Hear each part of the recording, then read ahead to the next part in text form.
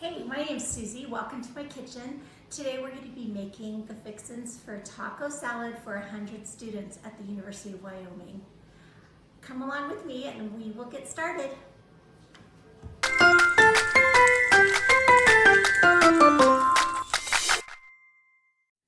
Look at all these beans we get to cook up, the ground beef, the lettuce. I'm going to add some pinto beans and ranch style beans, all of the fresh veggies, lime juice, green sauce. It's gonna be a yummy taco salad.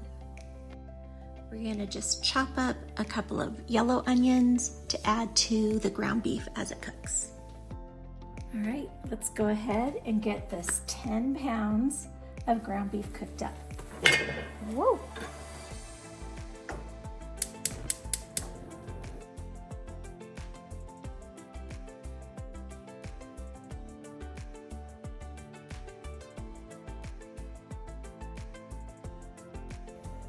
All right, let's test to see if this pan's hot enough.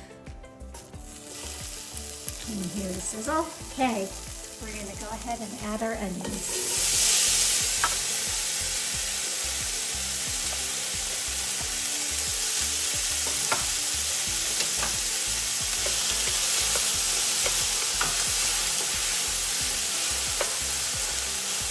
We're just gonna cook these down for about 3 minutes. I don't want them completely golden, but I just want some of the firmness taken out of them, just till they're like translucent. Okay, I'll see you back in 3 minutes. Okay, we are at the 3-minute mark. That is really hot. You can see how these onions have softened up. They're not browned. They're just a little translucent. That's what you want for this chili. Okay, I'm gonna go ahead and start adding our ground beef.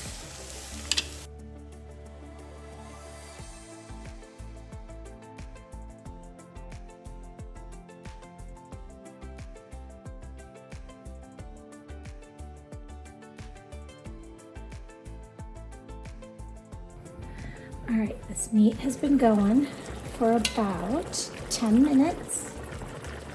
I'm gonna go ahead and chop it. It looks like it's producing and giving off a lot of fat and grease that we will drain.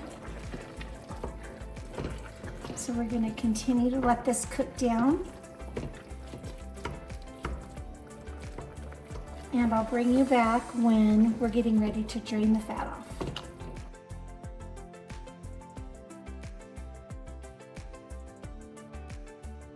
All right, my meat is almost done, so I'm gonna show you how I drain it. I take a big stainless bowl, line it with a grocery sack, and then line it with some recycled foil that I used for the bread each week. And I need one more, just to be double safe.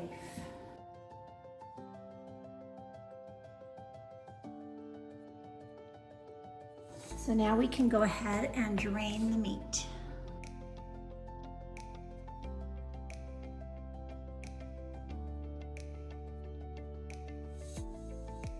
A little bit of the juice, the meat juice is in there. Not much, okay? So then, once this drains, we'll go ahead and put it back in the pot. Then we'll add our seasonings. We've got this meat drained. I'm gonna add it back into the pot. It's very hot. We did pretty good. Okay, so what we need to do now is break up the crumbles, okay? I like it to be fine. I don't want there to be big chunks of the meat. So we're gonna go ahead and use our tool and break this up.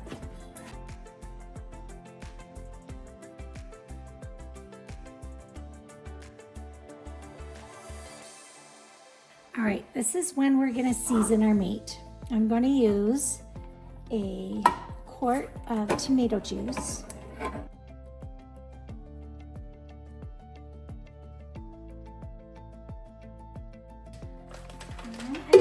start with 4 packets of this chili mix. I am all out of my Mrs. Wages, which I usually use when I make chili. But you just got to use what you can use. Okay, so I'm going to start with 4. I actually bought more of these chili mixes. Let's see. I know you can make your own too, but spices are expensive, and the Walmart brand is pretty cheap. And the flavor's good. Good flavor profile. Okay, so I'm going to go ahead and mix this up and get this meat seasoned, and then I'll show you the next step.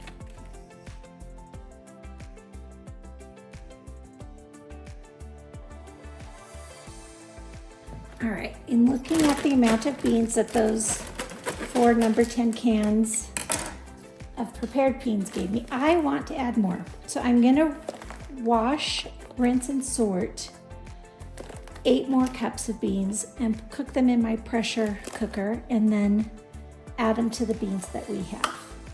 All right, the rule of thumb is you want to have the water line for the Instapot be a good 2 inches above the bean line. For this amount of beans, I'm gonna add a 7 3/4 ounce can of El Pato hot tomato sauce.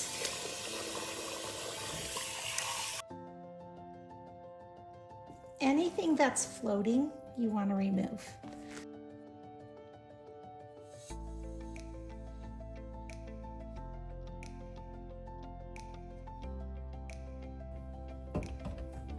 All right, so we're going to place the lid on our Instant Pot.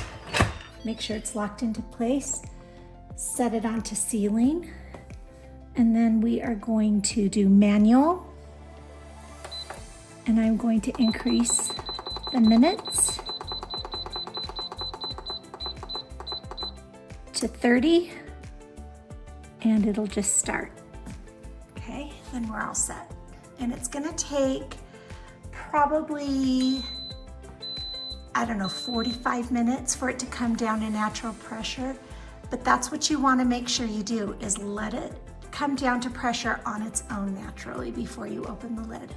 Okay, we're gonna go ahead and check on this meat and see how it's doing. It is looking so good. It's just a nice chili.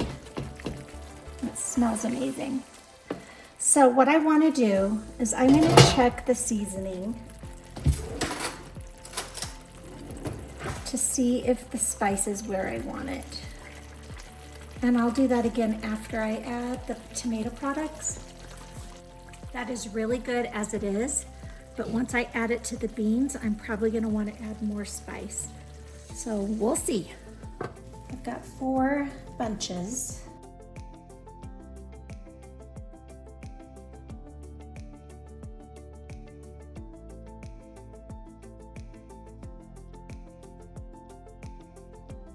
Eight bunches of green onions. You gotta wash it.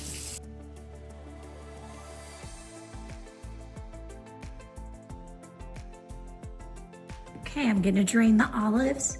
I wanna know in the comments how many of you still have the Tupperware Classic 1970s strainer. This was my mom's, and it is like gold to me.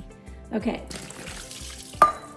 I wish I would have gotten the number 10 can of olives at our restaurant supply store, but I forgot.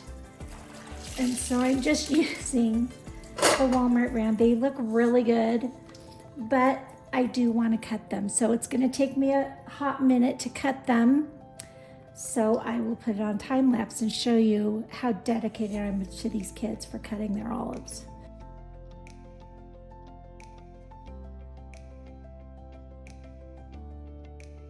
Okay, so I have 2 of these sour creams, the ready squeeze type.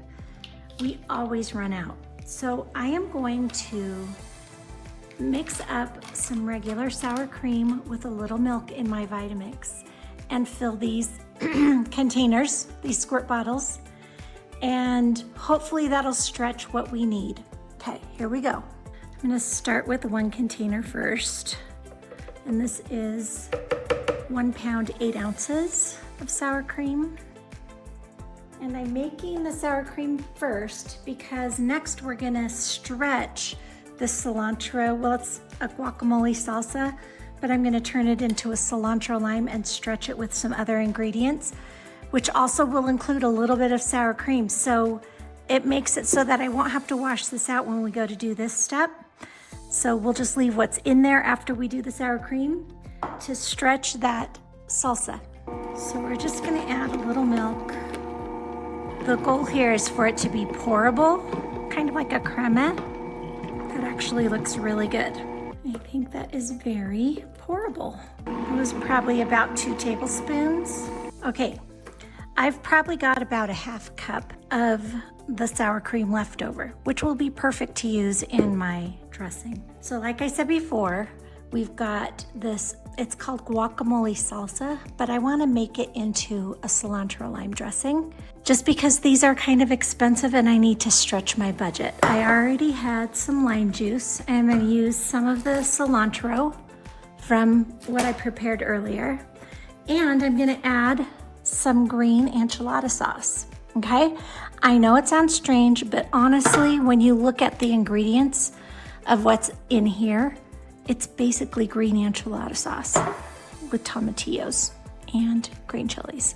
So let's get creative and just see what we can come up with. All right, I'm gonna start out with a cup.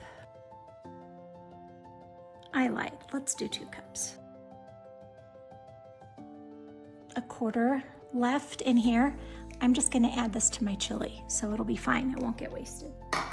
Then I'm going to add a cup of lime juice. That will be the acidity. I'm going to add a large handful of cilantro, maybe a little bit more. I'm gonna mix that and see where it takes us. That is so freaking delicious. Oh my gosh. I don't even know if I want to use this. That's good just like that, but I did buy it. Let's add 1 jar and just see where it takes us. I might use both just because I bought it. I want to taste this to see how it compares. You can definitely taste the avocado in it. Otherwise, that is the bomb.com right there. But let's go ahead and add it. That's really good. I taste a little bit more of the avocado in there.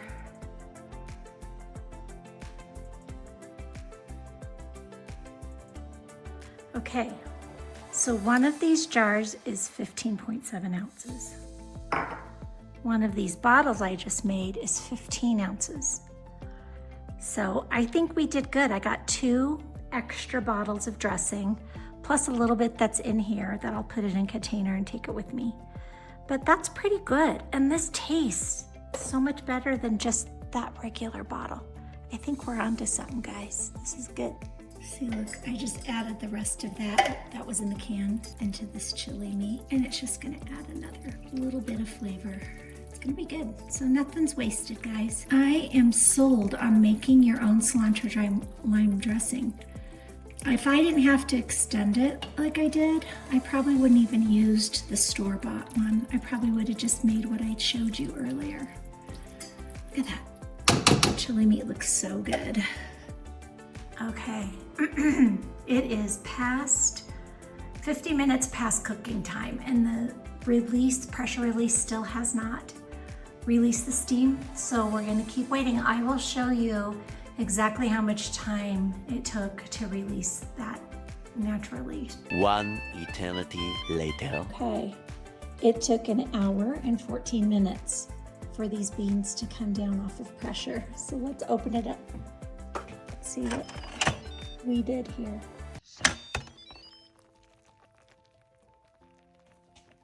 Ooh. These beans are perfect. They're really good, you guys. And look, it's a full pot of beans. They are so tender and so creamy. This is gonna be such a good addition to what we already have. Okay, so I just divided all of that meat mixture on top of each container of beans. And tomorrow at the building, we'll go ahead and add the tomato-based sauce. All right, it's time to chop and bag up all of this lettuce. I'm gonna put it in here and then bag it up.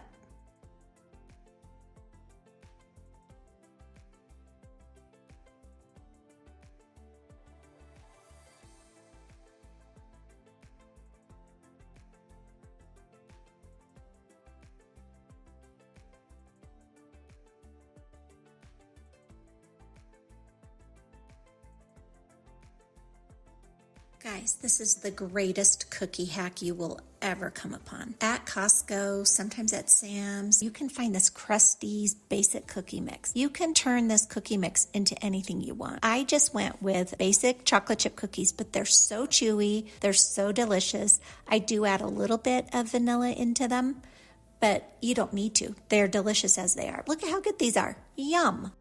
Okay, we're at the building, and I just put in a number 10 can of diced tomatoes, and I'm going to heat those up really hot, and 2 packets of the taco seasoning. So we'll let that get really hot, and then we'll add that to our chili base. Okay, now let me show you how I'm setting up to heat the chili. Okay, there's my 3 containers. I've got my pans lined. They are turned up to 350. Okay, we're going to combine these 3 into 2 roaster ovens. This one's getting really hot. And then I will bring you back.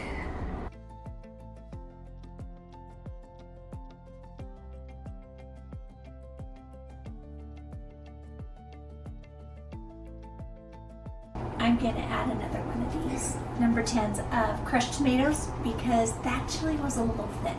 So we're going to just concoct here.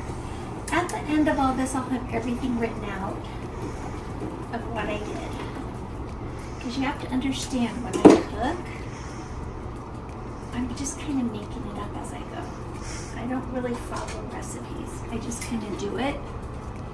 It's all in my head. So to try to teach somebody is a little tricky. We're going to crank up the heat and add this whole can of El Pato.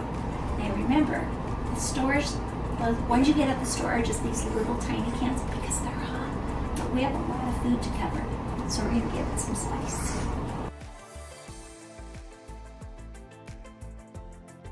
Whew. When you breathe it in, you can tell it's hot. Woo!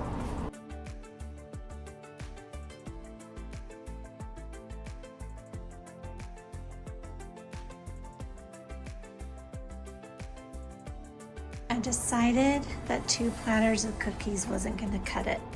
So before I left this morning, I made another batch of my magic cookies, and we're going to knock it out because we've got 3 ovens here. So I will show you when they're all done.